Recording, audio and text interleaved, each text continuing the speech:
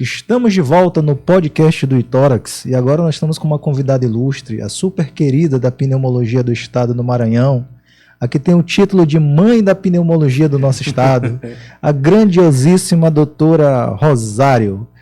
Seja muito bem-vinda, doutora Rosário. Essa é a maneira como nós da pneumologia a vemos, mas quem é a doutora Rosário?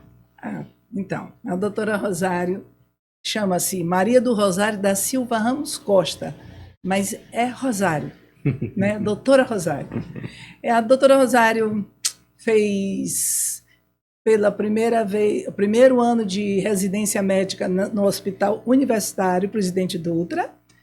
Depois ela abandonou a residência e foi para Brasília e fez no Hospital das Forças Armadas pneumologia com o doutor Laércio Valença.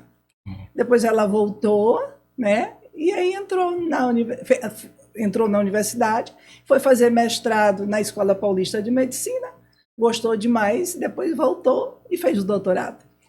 E aí está aqui, ainda no Maranhão, que ela sempre volta para esse estado maravilhoso. Na verdade, a sua vida é idas e vidas o tempo todo, né? É aqui, São Paulo. Verdade. Distrito Federal. Zeca Camargo tá perdendo feio nesse passaporte aí. Também, né? Fora do Brasil. Fora do Brasil, então. Pois é segredo, né? Não é só o currículo, mas o passaporte também é invejável. O passaporte é português. Agora a gente já sabe, né? Tá certo. Bom, então, doutora, a senhora falou pra gente que passou por alguns lugares, né, para fazer doutorado, mas antes disso a senhora teve que escolher a pneumologia, né? Sim. E nós sabemos que esse momento de escolha da especialidade ali, ela é um momento difícil para os profissionais médicos, né? Eu, por exemplo, que o diga, né? Eu tive aí umas 4 ou 5 especialidades antes de escolher. Passei primeiro por nefro, depois eu queria endócrino, depois eu fiz gastro. E um mês antes da prova de residência, esse colega aqui, mestre, grande mestre, que hoje é meu sócio, me puxou para pneumologia. E eu agradeço a ele, porque essa foi uma das melhores escolhas da minha vida. Beleza. E aí eu queria que a senhora dissesse para a gente por que pneumologia. Então, eu vou dizer quem me puxou para pneumologia. Doutor Ibrahim Almeida. Doutor Ibrahim, eu estava fazendo clínica médica, residência em clínica médica. A senhora me permite um parêntese? Sim. Todos os pneumologistas mais antigos têm um título, né? E doutor Ibrahim é o nosso super fofo, super querido. Né? A mãe. Maravilhoso. E o pai da pneumologia do estado. Então ele não falta títulos, né? Não, ele não falta. Não falta títulos, né? Então, o doutor Ibrahim foi assim. Eu fazia clínica médica no Dutra e tinha que passar nas especialidades, assim, pneumologia, gastroenterologia. Quando eu cheguei na pneumologia, o doutor Ibrahim dizia, Rosinha, minha filha, vamos. Ele andava aquele hospital inteiro respondendo parecer da pneumologia. E eu do lado. O tempo todo ele me levava, estava passando na pneu, resultado. Eu só conseguia chegar para prescrever os pacientes ao meio-dia, porque eu ficava rodando com o doutor Ibrahim. E como ele é cativante, né? Ele adora os pacientes, ele é fofinho, né? É doutor fofinho, né? E aí, pronto, eu me empolguei com a pneumologia. Então, eu devo a doutor Ibrahim Almeida. Assim como você deve para o João, eu devo para o doutor Ibrahim. Então, essa história realmente é compatível. Exatamente. Através de um mestre que inspirou a sua escolha. E falando um pouquinho, então, sobre esse tempo todo que a senhora tem de trabalho, né, com a pneumologia, e é uma pergunta também que fiz para o doutor Alcimar, quais seriam os grandes desafios que a senhora diria, assim, para os novos residentes que a senhora vivenciou na sua carreira? Olha, temos vários desafios. O principal, que eu já venho muito tempo falando sobre isso, é o desafio médico-paciente. Eu acho que a gente precisa, né, de um relacionamento maravilhoso médico-paciente e que está acabando. E aí, hoje em dia, a gente vê o grande desafio mesmo é você lidar com o paciente, é você escutar o paciente, é você escutar, é você tocar o paciente. Isso, com a tecnologia, está ficando difícil. Então, esse é um grande desafio que a gente tem que dizer para os nossos alunos. Olhe no olho do paciente. Olhos, é verdade. Escute seu paciente. toque seu paciente. A senhora está sendo Ausculte. a doutora Rosário que a gente conhece, né? Porque essa sua resposta aí foi espetacular. E realmente isso é um grande desafio hoje, né? Entre você gastar mais tempo com uma auditiva acolhedora para o paciente, né? Ou você ser mais tecnicista e solicitar mais exame. Então esse é um grande dilema que a gente vê, né? Principalmente com defasagem salarial, o grande quantitativo de pacientes que a gente tem a obrigação de atender, a falta de um dimensionamento rigoroso, né? Por exemplo, algumas instituições de classe, enfermagem, fisioterapia, têm normativas muito claras com relação ao quantitativo que se deve atender dentro de um determinado espaço de tempo. O médico não tem esse tipo de normativa, né? É muito difícil, né? Então Porque acaba que os novos profissionais eles são realmente pressionados, às vezes, a conversar cada vez menos e solicitar mais exames. E na pneumologia, a gente precisa conversar muito e até que pedindo exame, pedindo da forma mais organizada, mais assertiva, e muitas vezes, às vezes, como a gente conversou no bloco com o Dr. Alcimar, precisamos discutir de forma multidisciplinar, que também demanda muito mais tempo para a gente poder ser mais assertivo na nossa forma de abordar. Isso é verdade. E assim, a medicina, de uma forma geral, ela está em constante evolução, né? E aí agora eu gostaria que a senhora falasse para a gente, a senhora que é uma das pioneiras da pneumologia aqui no Maranhão, que esteve à frente lá do Papador por um longo período, né? Muito tempo. Que a senhora contasse para a gente como foi essa evolução da especialidade da pneumologia aqui no nosso estado. Alcimar falou bem, né, sobre essa evolução, que eu tenho aqui também de retratar isso. Nós evoluímos bastante. Então, ainda falta coisa para nós evoluirmos, né? Mas a gente já tem, como o Alcimar mesmo falou, nós já temos um pratismógrafo, nós já temos óxido nítrico, feno. Feno. Então, isso assim, isso é vantajoso para nós, que nós não tínhamos. Ainda falta muita coisa, ainda falta, como o Alcimar mesmo falou, a espirometria tinha que estar em todos os postos de saúde. Do jeito que tem um eletro de maneira fácil, né? Ter alguém habilitado para executar uma espirometria, né? Exatamente, e falta, e isso é fundamental. Numa atenção primária tinha que ter. Sim. Nós fizemos um trabalho, eu e o João, que a gente foi numa comunidade quilombola, onde a gente precisava de um espirômetro. Nós tivemos que levar o nosso. Já devia ter um lá. E né, uma alta proporção de asmáticos. Uma alta proporção de asmáticos, bem diferente da população brasileira, né? E a gente conseguiu, em algumas visitas, praticamente 10 vezes o número de casos que tinham de asma, a gente descobriu a mais. Isso, faltava o quê? Falta pessoal qualificado para a gente poder treinar, que a gente treinou nesse trabalho do João, e conseguimos fazer o diagnóstico tão básico, um diagnóstico clínico, e depois confirmando com a espirometria. E de uma doença que é altamente prevalente no nosso país, né? Já tem estudo populacional falando em torno de quase 20%, né? Exatamente, no Brasil. Perfeito. Ótimo. Isso aí é bem impactante para mim quando ver os resultados do trabalho, né, que vocês fizeram lá na comunidade quilombola, mostrando o quê? Que essas comunidades ainda mais frágeis estão mais sensíveis à carência que a gente tem no estado, né? E é muito interessante que você tenha, ano passado a gente teve uma reunião com o pessoal da medicina da família, e a gente perguntou assim, tá, mas como é que tá a espirometria? Tá muito difícil? E eles não tinham dificuldade. Eu acho que a dificuldade talvez é de conscientizar que precisa, né? Pedir também espirometria, talvez. Outro desafio também, e outra coisa que da evolução, por exemplo, uma baciloscopia, gente. Eu fui fazer um treinamento em um determinado interior do estado do Maranhão, quando eu falei que tinha que fazer a baciloscopia, fazer o diagnóstico etiológico da tuberculose, não tinha pedido de baciloscopia. Como é que vai fazer diagnóstico sem a baciloscopia? Isso é fundamental, não pode deixar. O Estado não pode ficar sem esse diagnóstico. Pois bem, então assim, muitos desafios a pneumologia vive, né? E eu tive o privilégio de vivenciar esses últimos 20 anos da pneumologia e, inclusive, o advento aí da tomografia de tórax, né? Que até a década de 90 não era tão disponível e hoje, em cada esquina, hoje a gente encontra um tomógrafo. E a forma de a gente ver as doenças respiratórias nos últimos 20, 30 anos mudou muito depois que a gente começou a ter disponibilidade dessas tecnologias, né? Principalmente tendo uma medicina muito mais armada.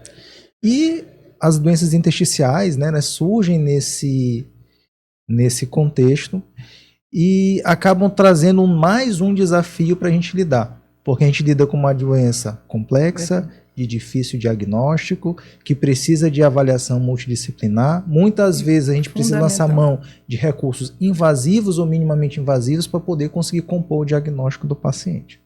E eu queria que a senhora falasse para a gente como que a senhora foi passar por todas essas etapas da pneumologia, desde o prontuário ao sistema de informação, a questão da internet, acesso às revistas eletrônicas, né? E chegando, vivenciando o antes da tomografia, eu consigo falar depois da tomografia, né? Mas o antes da tomografia, a tomografia e o depois. Como é que a senhora vê toda essa combinação de elementos aí para contar pra gente? Olha, foi difícil assim, né? Porque é uma corrida devagar e sempre, né? Então a gente, como é que a gente pode dizer assim? Eu aprendi muito com os meus alunos. Então eu acredito que essa evolução que eu tive justamente porque tinha alunos. E os alunos me ensinavam a tecnologia. Então, assim, prontuário eletrônico. Como é que eu vou entrar aqui nesse prontuário eletrônico, gente? Aí vinham os alunos, calma, professor, é assim, tchan, tchan, tchan, lá, e me ensinavam. Então, assim, eu, como uma boa semiologista, eu continuo dizendo que a clínica é soberana e que eu preciso de uma boa clínica, de uma boa história clínica, de um bom exame físico para fazer um diagnóstico. Mas é claro que a evolução dos tempos, com a tomografia, com o PET, com o PEC, né? PET-tomografia. A PET-tomografia, eco, espirometria. Sim. Então, isso é fundamental, principalmente esse entrosamento com a multidisciplinar. Esse entrosamento da multidisciplinar com a reumatologia, com o otorrino, com o alergologista, é fundamental, nefro. E eu sempre digo, nós temos o pulmão, os nossos pulmões são no tórax. E o pulmão é amigo do peito. E no tórax tem muita coisa para se discutir. Então, muita evolução é na cardiologia, é na reumatologia, é na costela, na ortopedia, então, na gastroenterologia com refluxo. Então, assim, nós temos várias coisas importantes interligadas. E isso foi só para mim uma somatória, né? Foi uma somatória de toda essa evolução tecnológica que nós tivemos nesse período da pneumologia. Entendi. E, doutora, eu queria para a gente falar agora de um dos momentos mais sensíveis, né, que nós vivemos como médicos, vivemos como seres humanos e principalmente como pneumologistas. E eu acho que para a senhora, talvez a propriedade em falar deste momento seja até maior, porque a senhora vivenciou os dois lados da mesma moeda. Eu sei. Quer falar... Já sei o que tu vai perguntar. Tá? Que é justamente falar da pandemia, né, do Covid-19. Nós aqui presenciamos, né, nós vivenciamos. Eu queria que a senhora, como humana, um ser humano espetacular que a gente teve a oportunidade de conviver, temos a oportunidade de conviver, né, um ser humano que ilumina, um ser humano que é empático, um ser humano que é acolhedor, né? Quem lhe conhece sabe que a senhora é isso tudo mesmo, né? E como que a senhora, como ser humano, como paciente, como profissional, vivenciou a pandemia? Olha, a pandemia realmente foi uma coisa muito difícil e triste, né? Algumas vezes, né? Mas também foi gratificante quando a gente viu os nossos colegas nos tratando. Eu fico emocionada porque eu passei por isso, né? E eu tive a felicidade de ter o Pedro e o João, né, a me tratar no hospital universitário. E eu escolhi o hospital universitário, né? Eu escolhi, quis ir para lá, porque eu sabia que lá eu ia ser muito bem tratada, né? Lá era minha casa, né? E quando começou a pandemia, eu fui muito solicitada. Eu conversava demais, eu dava aula, eu explicava, porque o povo ficava desesperado e eu precisava explicar bem como por leigo, né? Quando eles ligavam para mim, foram várias ligações para mim poder falar pelo telefone, né? E eu vivenciei isso. Eu tenho até hoje pessoas que me ligam e digam, doutor, eu devo à senhora não ter ido para o hospital, porque o pavor deles era ir para o hospital ser entubado. E eu vivenciei isso lá quando eu fui para o hospital, porque eu não fui sozinha. Eu fui com uma filha que estava pior do que eu, doente, verdade, e um genro. Então, foi difícil, muito difícil para mim, principalmente quando minha filha teve que ir para UTI, eu ficar. Ela só disse para mim, mãe, eu não quero ser entubada. Eu falei, não, você não vai ser entubada, né? E aí a gente vivenciou isso, e vocês foram, assim, os anjos que colocaram lá no hospital para me cuidar. E não era só vocês, era toda a equipe. A equipe foi maravilhosa. Então, foi um período difícil, né? Mas gratificante por ter recebido esse conforto, essa amizade, né? Esse tratamento que vocês me deram. Pedro, João. Diego ainda estava na clínica médica, né? Estava em formação ainda. Estava no forno ainda. E foi realmente um período muito complicado, assim, para a gente, né? Para todo mundo e para nós, pneumologistas, né? Que tínhamos o dever de estar em campo de batalha, né? De alguma forma. Eu me lembro que nessa época, né? 2020, foi o nascimento do meu filho. E aí eu estava com meu filho, ele recém-nascido, em casa, e eu saía para trabalhar, precisava trabalhar, né? E eu, quando eu terminava o plantão, eu não sabia se eu voltava para casa ou se eu ia para um outro lugar, né? Porque estava naquela primeira fase que mais complexa ainda, né? Que ninguém sabia de nada e tinha medo de tudo, né? Apesar de tomar todos os cuidados, eu no plantão, nos horários de descanso, eu cochilava com N95, levava a roupa para banhar no hospital, banhava em casa do lado de fora, uma loucura, né?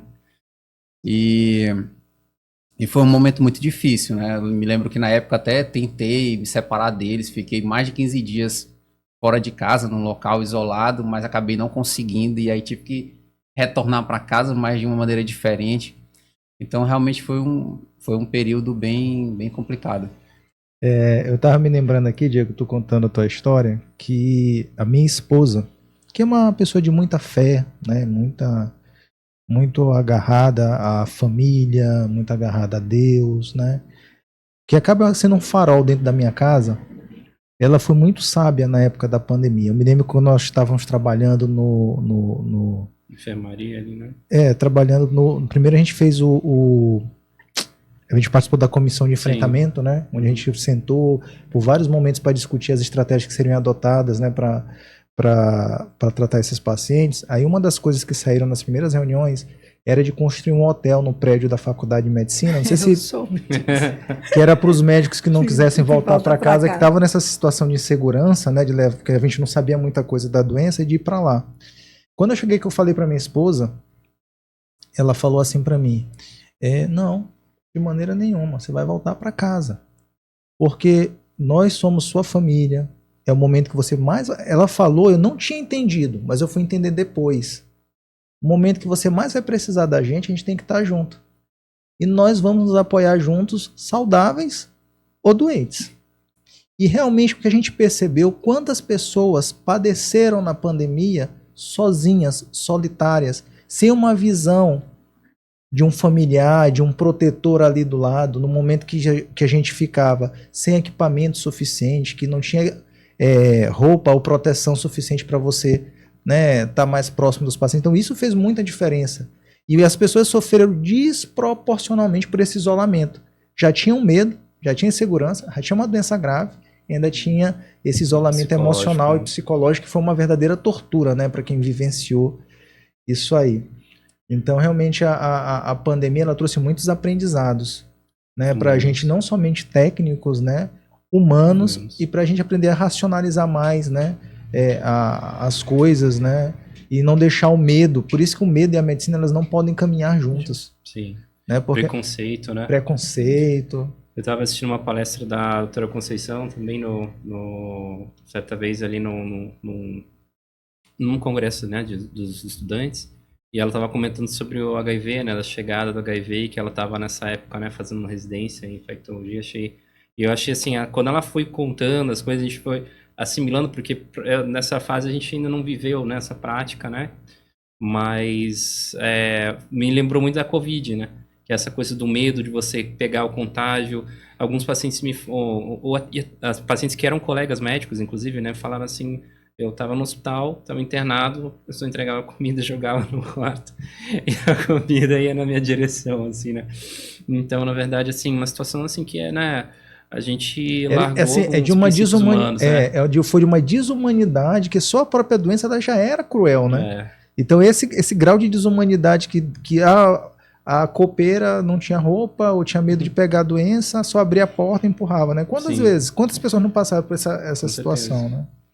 Mas por isso que eu disse que o nosso hospital universitário merece uma medalha, viu? Porque nós trabalhamos conjuntamente e foi muita união. Sim. Era multiprofissional mesmo. Multiprofissional, com certeza. Foi um trabalho da equipe. Inclusive, a gente prestou apoio até para estados que não conseguiram. Como nós recebemos os manauaras, né? Quando no momento mais crítico que eles precisaram, estava lá o hospital para estender os braços, né? E acolher os manauaras. É isso, né?